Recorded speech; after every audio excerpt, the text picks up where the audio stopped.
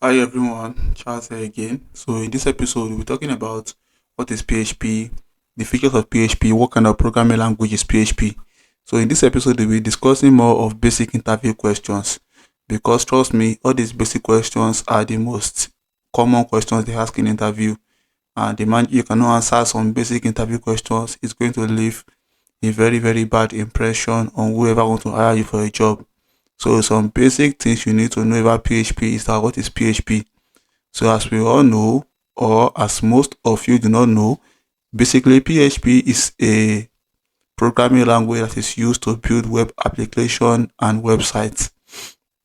As basic as that may sound, is very important because that's the first question they will ask you in any interview. So PHP can be used in creating simple basic websites like about us page, home page, and so on, and also some complex websites like a web application. Let's say something that has to do with personal home pages like YouTube, web application that runs on Chrome. And PHP as a programming language means hypertext preprocessor, and also PHP is a server-side scripting language. We'll come back to that later because that is a very big thing to explain. And also PHP is faster than other scripting languages such as ESP and JavaScript. So let's discuss on what server-side scripting language means. So we have two kinds of programming language, one that can be interpreted and another that can be compiled. So a programming language that is interpreted at runtime rather than compiled is one known as script language. So under this we have the ESP, we have PHP, we also have JSP. And yes, JavaScript is also a script language. And again, we have two types of scripting language. We have the server-side scripting language like ASP, JSP, and PHP. And we have the client-side scripting language like JavaScript. So let me explain how server-side scripting language works. So whenever a programming language is executed on the server, that is a server-side scripting language. Let me give you an example.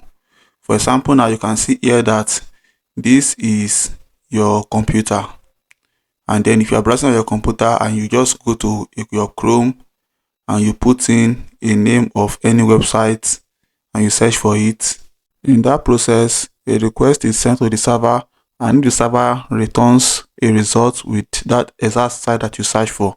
So that shows that that request is executed on the server, and that is a server-side scripting language. So now let's talk about what is the meaning of client-side scripting language.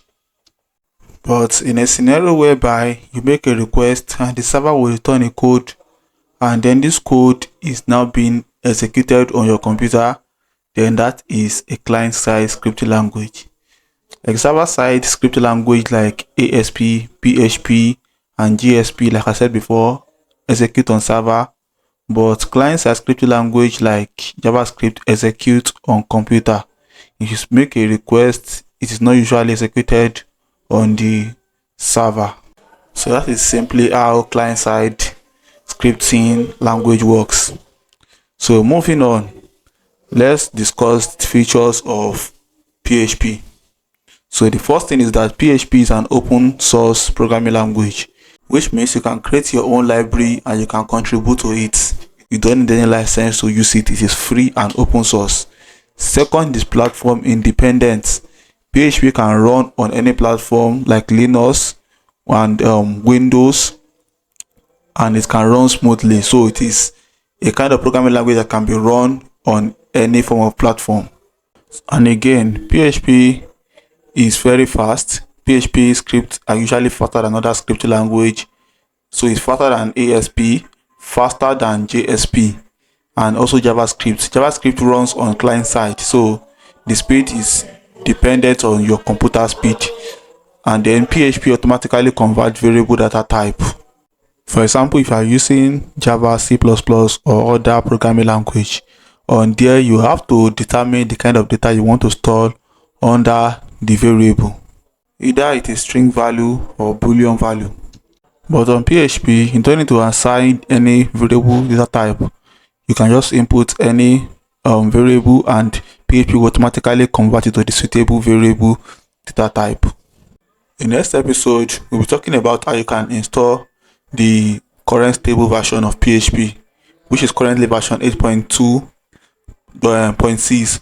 Probably if you're watching this video in the next 6 months or 1 year after I uploaded this, the version might have get updated, so you might want to check the official website. But for now, the current stable version is still version 8.2.6. So like and share this video, and I will be seeing you in the next episode.